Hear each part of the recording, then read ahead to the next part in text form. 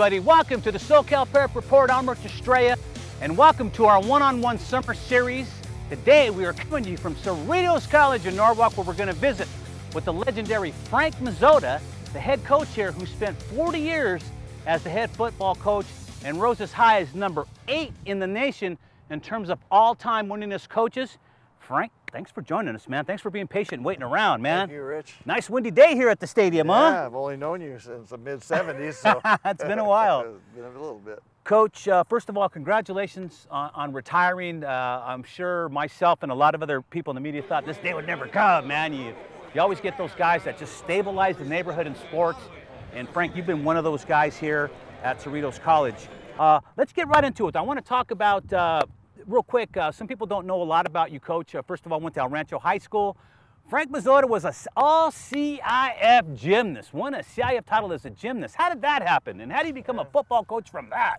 Well, I was a little skinny guy at El Rancho when I started, not really planning on playing sports because I hung around with a bunch of knuckleheads and we were just all out in the streets all the time. And my gym coach got me, my regular PE coach, and he was a gymnastics coach, got me out. And at that time I was a lot thinner and you know, a little more agile, and which I think helped me in my football career, to be honest with you. All that balance and all that and the strength, because I had, they called it tendon strength.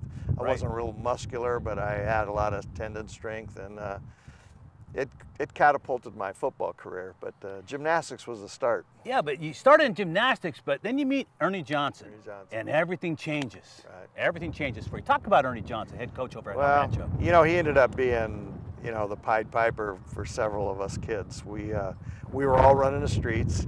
His big deal was, let's take all them rowdy guys and get them on the football field. They think they're big, tough guys. We'll get them out on the football field and play. And I went through and I played as a junior. I was the only one of all my guys that I hung around with because I broke away from the knuckleheads and went out for football, and I was the only junior to play on a CIF championship team. Played both ways for him.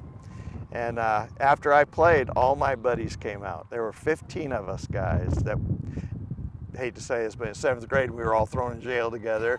You know, nothing bad, just you know, you rowdy picked kids up after curfew and stuff. We've all been there. And every one of those kids played. Every one of them went to college. Every one of them got degrees. Every one of them were successful businessmen. And it was all because of Ernie Johnson. I'm going to tell you, you got to give him all the credit. Ernie Johnson was a legend back in the day. 2 national championships, I believe, he played in. At 9 years at El Rancho, he won like 5 or 6 CIF championships. Recognized as a national power, which was, you know, when you look at it today, El Rancho is like a small school now compared to the proliferation of high schools that have opened up, all new football fields, stadiums, everything's gorgeous. But El Rancho did have its day in the sun, and it may come back again. Now you go from there, having a successful high school career, your mentors here, Ernie Johnson, and then you come here, long way around, Frank ends up the head coach here. And in your first year here, you guys win a South Coast Conference title back in 1978. Talk about that. Well, you know, I got the job. You know, it was really difficult steps to get here. Not difficult, but kind of amazing. Yeah, the story is incredible. I happened to start at probably the greatest era of junior college football when I started here. And to get that job was probably the premier job in California. That team that I had, several of them had played for me in my high school team. They hadn't done very good the year before, and it was just a change. My coaching was a lot like Ernie Johnson. I'm a real players kind of guy, and we got those kids to rally, and they won the championship. You know, coming first year, it was a pretty good deal. Unbelievable. And when Frank talks about the heyday, he was here during the heyday. The mid-'70s to probably the early 90s was when community college football was actually really being formed. Southern California was such a hotbed. You had Fullerton and with Hal Scherbeck, you know, one of the winningest coaches in the state at the time. Fullerton just had incredible runs, always in a national hunt. You had Jim Featherson over at El Camino College out in Torrance. Amazing guy. El Camino had some national championship runs too. Saddleback as well out in Orange County. So it was, if you could win your league or your conference out here in SoCal, I would think you'd have to be the champ, simply because across the country, nobody has this much talent in one place. Right. And you guys just beat each other up every week. That's just the way it is. Yeah, the conference was huge, and we didn't have a playoff system then. It was you played your conference, we played in a bowl game, that's all you did. You didn't have a stepping stone to the national title. And, you know, and out here, to go undefeated is probably the toughest thing you're ever going to do. Junior college football is incredibly tough. You're not going undefeated. No. Not anymore. No. But I got to tell you, Coach, I remember the 81 team, the 82 team, 83 team. I mean, those teams were outstanding. You guys rose to number 2 in the country. I remember you guys played Fullerton that year. I think it was 81, 83. I can't, it's been so long, so many games. We used to broadcast these games on TV. It was great. But I remember that game, going to see you guys play Fullerton. You guys are both ranked 1 and 2 in the country. I know for sure in the state. And it was like, I don't know, 50,000 people showed up for 4,000 seats. Earl Bruce couldn't get in. Earl, a legendary coach at Ohio State, could not get in. I got him in. But it just goes to show the amount of interest, the amount of competitiveness that was going on then. You guys coming from across the country to see that talent. Yeah, I know. You know, and the good schools were all in the same conference. You know, as you know, we have several schools, but there's a division now. There's 3 divisions of junior college football now, and we've never gotten out of the top, and that's the tough part, because like you say, we beat each other up. And absolutely, it's really tough. It's a tough situation. And we didn't even mention Long Beach City College, who, and we'd be remiss if we did. So many guys come out of there too, and that's an old school too. You came out of there, Coach. You're an All-American there. But those teams are really good. I remember the 81 team, I believe you had, was the 83 team, had Tifa Tiller, Jackie Johnson, Steve Mitchell, Chris Pacheco. All these guys are all doing great things right now, all of them. Chris Pacheco's a big guy in ESPN. Radio. He had a big mouth then, he still does. Congratulations, Chris. He'll admit it. He'll be happy to say, oh yeah, making a great living too. So you had all those great teams, Coach, and it's got to be unfair to sit here and say, well, you didn't have great teams later on, because you did, but we just don't have that kind of time today. So I want to talk to you about some people here that were around that did some really great things and helped this program grow, like Dick Giuliano. We're talking about Dick Giuliano earlier. When I first met Dick Giuliano, man, it was a different level of any type of administrator I'd ever dealt with in terms of coming work in games. And he was a good guy and did a lot for this school. Well, you know, he was hired here as an athletic coach. Ended up taking over, ended up being our dean. But, you know, in that era, you know, through the 70s and 80s, all of the people around were athletic people. Athletics on Cerritos College campus was huge. You know, our baseball team, one of the best ever, our basketball team, now our track teams are huge. Soccer, look at I think we won 5 state titles in soccer lately. But, you know, the culture's changing a little bit. You know, it's not as important as it was, and one of the reasons for my retirement a little bit. It's just different, and you see it at all levels. I'm not just saying junior college level, but it's all taming down a little bit. No, Frank, coming up, I remember, I'm not blaming Prop 13, but prior to that, I mean, everything, there was programs for everybody. Everything was free, too. You didn't have to pay for anything. Uniforms, cleats, everything was given to you. And it was a great time, but now everything's all about business, once big money found their way into it, found their way into the schools, everything went to hell in a handbasket. And it's at every level. You're right, it's at every single level. You're locked out of fields. There's no more, it's not as friendly as it was back in the day, man. The lawyers got a hold of it. I'm following my little granddaughter in softball. I mean, that's the most expensive thing I've ever seen in my life. I played all these club teams.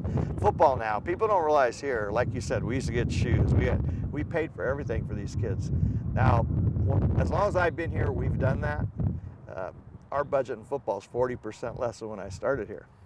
And we've been able to maintain that, and it's going to be interesting to see what's going to happen now, because the funding's not there. Right. I don't know. The guy that took over played for me. He was my quarterback. I wish him all the luck in the world, but I mean, he's got an uphill battle. He's coming into a bad situation right now. Yeah, it's definitely changing everywhere you go. A lot of people don't know that coming up, you were great friends with Marion Ansich. Marion Ansich, the legend. It starts with Marion, and you work your way down in California football.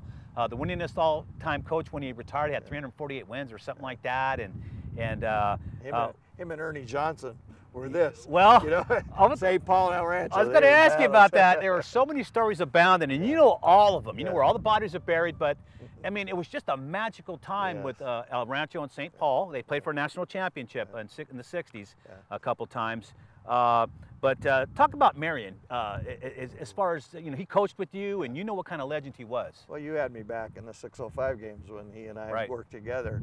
Marion, like Ernie Johnson, and you got to go back to high school football in the day. There was, you know, probably 15 schools that were humongous. Marion, he's a hard guy to describe. I know. But, you know, he's weird, different. But it's like Ernie Johnson. You just love the man. Yeah. He's an unbelievable guy. And look what he did with all the kids. I mean, you know your worth when the kids can't stop talking about you. Right. You know, that's the way Ernie is. That's the way Marion. I still see Marion. I mean, Yeah. he's one of my best, closest friends. Right. And I started in the business. He was already a legend. Never treated me bad one day that I was here. He's just a perfect gentleman. Yeah, Marion was one of those guys that he took it to the next level in the high school sports. But I want to ask you about him because he is the legend in the area in high school. There's no question about it. Right. He did a lot in a short time with a little bit. You know, and it's just interesting. You know, Frank, one thing about you retiring is you're just a wealth of knowledge in the Southeast area here in Los Angeles, probably California, and you just know the community, you know, the coaches, and the stories abound. Some are for broadcast and some are not. Let's talk about your family now. Both your sons followed you in the coaching career. Your son Frank is at La Habra High School. Now, Frank Mazzotta, I'm sure a lot of you know his son. Been at La Habra. He's probably won 40 CIF championships, you know, and he, you know, did you think Frank, number one, would follow in your footsteps as a coach, and did you think he'd be such a success? Because he's probably passed you up. No disrespect, Coach, yeah, but no question. in the high school level, he killed you. Yeah. He killed you. Question. He, you know, he's a little more academic than I am a little bit. I mean, he reads. You talk about a sharp guy, but the kids with him too. He's very strict. But, you know, he can turn around with the kids, and he's got nicknames for every player. You know, he can act like a 2-year-old, Yeah. but boy, when they're playing on the field, he's got them all dialed in. And he's just a football smart guy, and he does great with the kids. As far as him doing it, I don't know, because he was a little more academic. Played for me, was an All-American here for us, went to the University of Utah. Came back and coached with me. I think that's what got him going. Once he coached here with me, because I needed the help, Right. like we always do, he got involved, then got the head job at RTU, you know, Yeah, so on and I so remember forth. that. Yeah, And it was then, Artesia High. you know, and at La Habra, I mean, what do you say? I mean, there aren't many Nothing you guys can say. win that many CIF championships. And now the only trouble with him now, they keep raising him. You know, his conference is in Division Right. 9, Oh, no. and he's playing in Division 2 in the playoffs. But in the interest of fairness to Frank, he would take on the bigger guys. He'd play Oh, LaSalle. yeah. He'd play all these Division 1 guys, even though he's Division 7 school and had Yeah. the small school again. But once you know what you're doing, you get a program going. It starts Well, rolling. he You can't doesn't- stop He it. doesn't back down. The other thing is right now they're rewarding guys that, you know, maybe don't have the great records, you Right, know. So right. they're guys getting rewarded. And back in the day when we all started, you either won or you didn't win. It wasn't going to be, you weren't going to the little division because you were, you know, but it is what it is. One thing about his son, Frank, I remember him out here racing the speed guys, all right? Frank didn't look like much. He really didn't, but he can outrun everybody. Yeah. You know, and if he was like Deacon Jones and betting money, Yeah. if he was an equipment guy, he would have won a ton of dough racing people. But let's talk about Casey now. Your other son, Casey's coaching at Mount San Jacinto out in Hemet. Yes. And what's Casey been up to? I know he was a head coach at Bellflower for a while, and then next thing I know, he's in the JC coaching. Yeah, he was at Foothill for a while, and then Bellflower, and then he ended up at Fullerton Junior College. Okay. And then the job opened up at Mount San Jacinto. It's the largest growing junior college in California right now. Oh, yeah. And right now it's not, you know, they got 3 or 4 campuses. They're going to build him a new stadium. And he's done real well. He's taken second place, you know, and he doesn't get any local kids because all those kids in that area, they got to go to Hemet to play for him. Well, they just soon drive to Palomar or to Riverside because it's just as close. Well, they're well established. Yeah, too. and he's playing in a riverbed. They all have nice stadiums. So a lot of his kids are out of the area, but they're building him a new, brand new stadium in Menifee, which is going to change the whole deal. He's going to be really good, I think. Did you have inklings that Casey would go that direction too, like Frank did? Not sure. You know, he ended up playing here. He was another great player for us. He ended up playing at BYU and came back and the same thing. Coached with me because they wanted to help and then got into it, got his teaching credential, and, you know, the rest is kind of history. Wow, that's just amazing. So how much influence did you have with them, helping them get get going in terms of once they got their jobs, you know? Did you sit down and say, look, man, here's some of the pratfalls you got to look for? Or did you just let them hit and miss? Well, the nice thing about my life, and I've always said this, I haven't worked a day in my life. My two kids, even today, I'm always in the conversation. I'm not like the old guy, you know, at dinner, and nobody talks to me. They listen to me, but I sit more back, especially now. I may end up coaching with Casey. I think that's what I might do. But my deal is to sit back, listen.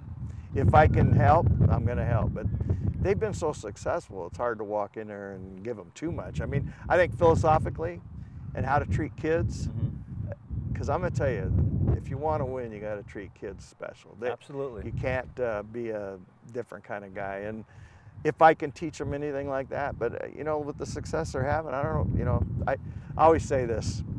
Frank has asked me to come help at La Habra, right? I go, yeah, you want me to come because you love me. I says, I'll walk out the room and go, get that old guy out of here, you know, that type of deal. But, you know, they respect me. And you know what's really nice? Last night I had meetings with Casey's staff.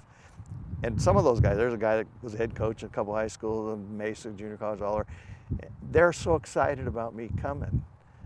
And I told my wife, it's so nice to have somebody respect you and want you there, and they just and not that I'm not going to coach the O-line or whatever. And I got my grandson there. You know, it's going to be just a fun deal. So why'd you never schedule them in a game? We scrimmage Cerritos. Okay. Yeah. We scrimmage Cerritos. Okay. Hey, that's a start, right? Yeah, exactly. I mean, be remiss not to talk about your wife, Helen. She's been with you forever, and talk about that now, because it's a new dynamic, man. All you old timers better listen to this. Yeah, I met my wife when I was 13 years old. I was married when I was 19. Obviously, she ended up with me in my last 2 years of college, but you know, we've been married forever. And the big thing right now, it's a big adjustment for me. I haven't had a summer off since we were married.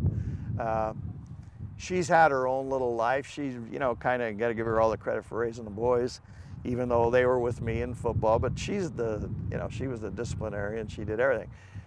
Me, you talk about interrupting somebody's life. Yeah, now. And all of a sudden I'm around, and you know, what are you leaving your shoes there for? I'm going, oh geez, here we go. Oh, you too? You know, oh boy.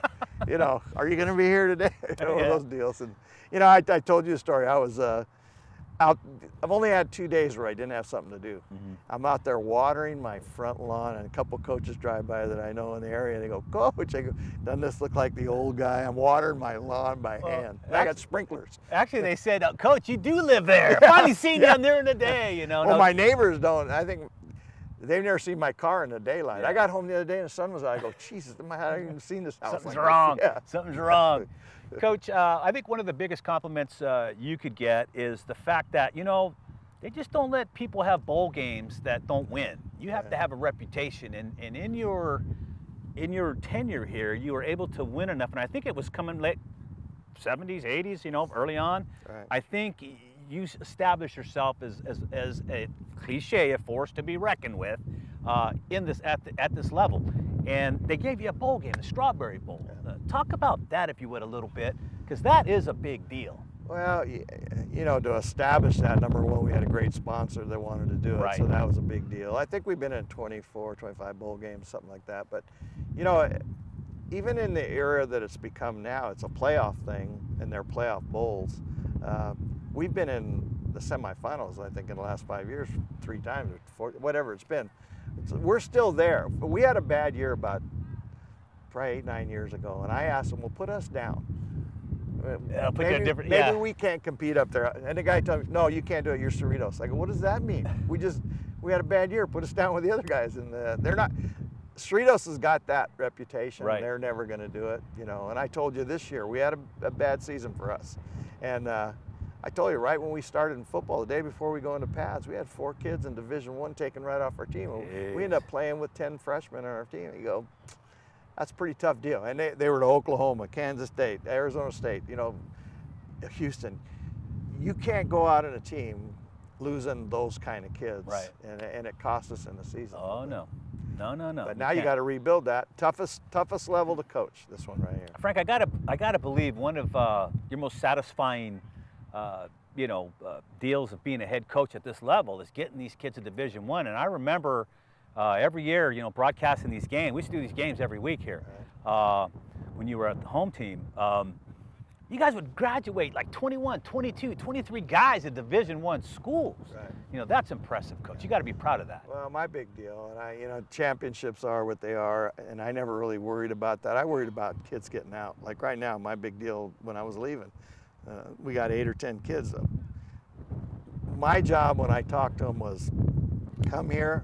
Maybe you didn't have the grades, maybe you weren't good enough or whatever it was, but you got another chance to play 10, 20 games. Absolutely. And I think 3 years ago, we had like 29 kids get scholarship. Now, they're not all to SC and stuff like that, but if somebody's paying your way through school, boy, that's the awesome thing. That's my, if I have any legacy, that would be what I want to have. The kids. We had our retirement here. There were 400 kids showed up to my retirement. Yeah, that was an interesting thing. You know, I was out of town covering some sports, but I had my people here and they shot the video. It was phenomenal, Coach. You had kids from all over the place. I couldn't believe how many South Coast Conference Championship shirts guys were wearing from 1970. I must have saw 20 or 30 guys with those shirts. I'm not kidding. 27 kids. There we go. 27 kids from that team showed up, all wearing those shirts. And for that many kids to come back from so far ago and come to one place like this to honor you says a lot about Frank Mazzotta. It really does. Well, I have one of them, this funny story. He comes it's my first team. They're on the sideline. There's about 10 of them that come to every game, and they're on the sideline. And the one that's kind of the Pied Piper of the group, he looks at me the other day and goes, Coach, what am I going to do on Saturday night? You know, I go, well, I don't know. He says, I'm going to Suit up! Yeah, exactly. Suit up, man. I mean, but that's part of their life, you know. And I said this again. If my junior college coach, I played on a national championship team. I loved the guy, but he left after a couple years, so I never went back. And Long Beach is dear to my heart as a player, but I never went back because they weren't there. And in fact, my coach, I heard one of them just passed away, but I've been here 40 years, so it's always somewhere the kids have all been able to come back. And, you know, I have kids right now telling me, Coach, I'm never going back, you're not there. Well, when you build something like that, it's because you're there, they can come back, they know it hasn't changed. I had kids 40 years ago walk back and go, Coach, nothing's changed. I go, why would we change? You know? Well, you got one of the most excellent facilities I've ever seen anywhere in Southern California as far as community college or even college. I mean, this stadium is actually bigger than Cal State Fullerton's football stadium, and just as nice in every sense of the word. It's just the perfect place to play, and I just don't know of any other places that are as nice as this. Bakersfield, some of those, but see, that was the era. They built Bakersfield. They built this place. Right. You know, East LA, Weingart Stadium. Yeah. But it goes back to that was the era. That's what it was. It was important. You know? Oh, absolutely. It was big back then, and we talked about the decline of the way it's handled with our youth. It's all handled wrong, in my opinion. You guys had the right idea, at least when I was a kid. You guys were running things. I mean, it was definitely, I think, the way to do it, get people involved. But somewhere along the line, man, we lost our way. Let's talk about it's all money. Yeah, oh, absolutely. Money and lawyers, baby. Once they get involved, it's over. Right. I know this is an unfair question to ask you because it has been 40 years, 40 teams, 40 seasons. But looking back, what were some of Frank Mazzotta's most satisfying experiences in terms of football coaching here at Cerritos College, whether it's teams, players, whatever, because you've had so many. I know it's hard to identify one, but that's the one question people I'm sure out there want to hear. What? Well, I'd name 10. I don't want to really put it on the teams, but you know that '83 team. It was beautiful. I told you. They only gave up 1,100 yards, I think, total defense in 11 games. The kids off those teams, boy, when my 2 sons played here, those are the highlights of my life. I mean, to have them play here, then to come back and coach with me. You know, I can't put it on a team because every one of them has their own individual little. And that's why I said it's an unfair question. Yeah. It's something that I should have asked you a week ago, give you time. But well, my 78 you still team. You time. Keep bringing up my 78 team. My very first team. I call them you kids, and you know they're all getting close to 60 now. You know, but that'll always go in my heart because it was the very first team. It was a transition. We won it all. But you know, you got to look at the '80 team when Jeff Tedford played for me. You know, career guy. I mean, I've had a lot of NFL guys. You know, Well, it's unbelievable. And that's one thing about Frank we haven't even touched on yet. Was again, but time is just such a precious thing right now. But you know, you coached at Utah. Yes. Everybody on that staff at Utah and everybody who coaches at Utah ends up in the pros. Yeah. And you could have been a pro coach too, Frank. Yeah. And I guess, you know, we were talking earlier and Joe Gibbs made the comment that, Frank, you should stay here. Now, when Joe Gibbs speaks, you better listen, especially when he's talking about career coaching advice. And he gave you good advice. Like you all don't know, but Joe played here. Yep, Joe Gibbs. Went to my high school. Yeah, exactly. And he's been a longtime friend, you know, very religious guy. And he sat right down with me. He said, don't go anywhere. Stay there. And, you know, you look back, when I left Utah, you know, I told you before, George Seifert was kind of the guy who took George over Seifert me. took your job. You know, all those guys, Jim Hannafin, all of them been in the NFL. But I've had opportunities here to leave, to go to 4-year, even go to the NFL. And this is just, I told my wife the other day, I'm so emotionally, because this has been my life. It's your home. Cerritos College has been my life, from 9 in the morning to 9 at night, 7 days a week. This is my life. I mean, I don't even know what to do. I'm probably gonna eat a lot, get fat. No, man, you're gonna be coaching, man. You're gonna be scheming, and I'm talking offensive schemes, defensive schemes. You're gonna be scheming for your kids and helping them out, and there's nothing wrong with that. You know, like you say, coaching staffs change. I think Joe Gibbs was trying to tell you, if you're happy here, stay here, because in the NFL, it's a nomadic life if you're a coach. Yeah. You may be with the Rams this year, and then you can be Denver Broncos next year, and you're constantly moving around. You're able to stay here, have a career here, earn a great living, and stay home, man. And that's what we all want. Even me in broadcasting, I didn't want to leave and go to Podunk, Iowa, or Left Antler, Wyoming. I want to stay in broadcast here, and I was able to do that in Los Angeles. Well, I'm living in the same house I bought when I started here. My children all grew up. I didn't want to be the guy, like you say, I'm going to be in like an Upper army, Iowa like an one army year. brat. Yeah, You're taking your kids all over the place, and it's tough. It's a tough life. I know some people have to do it. Nothing against it, but I don't know. Some people just don't. It's a life you choose. Yeah, it's a tough life. You know, I told you when Joe got the job, he came and talked to me, and Rennie Simmons, my assistant coach, who went to Santa Fe High School also, he told Rennie, you know, you can come with me, but I can't guarantee anything because it's who you know. Right. NFL's who you know. And I was always one of these guys that I'm not good at going.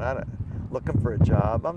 That's tough for me. And this level, at the time, was the best level you could ever be. Well, Frank, listen, a lot of the athletes that come through here, we'll start with Herb Welch, Super Bowl champ, you know, and go all the way down the line. You've had a ton of NFL guys. I'm only using Herb as an example because he's one of the first old-timers that I knew that actually, you know, did outstanding and played professional football. But there's been so many guys that have come in, and it's not like professional football is the end-all, be-all, but when you are playing sports and you're playing, whatever it's baseball, basketball, football, you want to go there. That's why you're here. That's why you continue to play.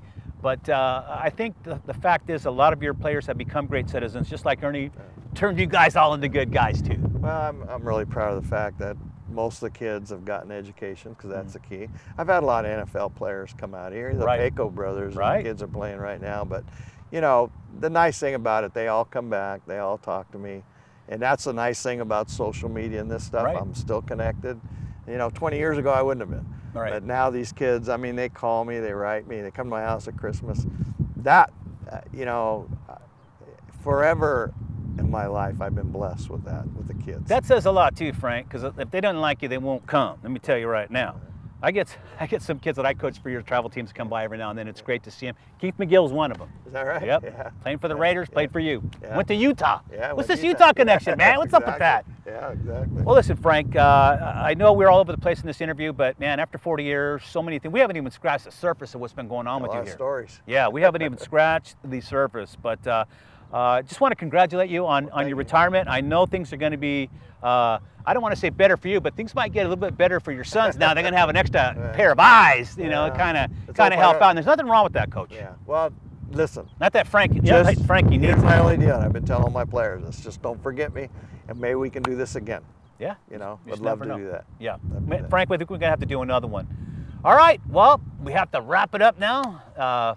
But I'd like to just once again thank you, Coach. Congratulations. Thank you. And that's it here from Cerritos College. We've been visiting with Frank Mazzotta. Again, this is our one-on-one series over the summer. And join us. Coming up, we're going to have Anthony White, the only Southern California kid to win the high school Heisman at a Rosemead High. He'll be with us here, and we'll chat and check in with him. So on behalf of Frank, my friend Frank Mazzotta, once again, congratulations. Thank you, Rich. And on behalf of the cast and crew here, I'm Richard Stray saying so long from your friends here from the SoCal Prep Report.